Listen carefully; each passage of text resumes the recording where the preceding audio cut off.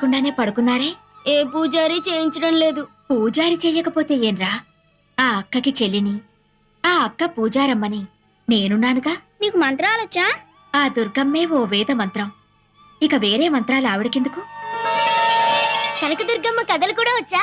మనసులో అమ్మ మీద నమ్మకం ఉంటే మూగనాలుక కూడా పరమేశ్వరి కథలు పలుకుతుంది. వినండి.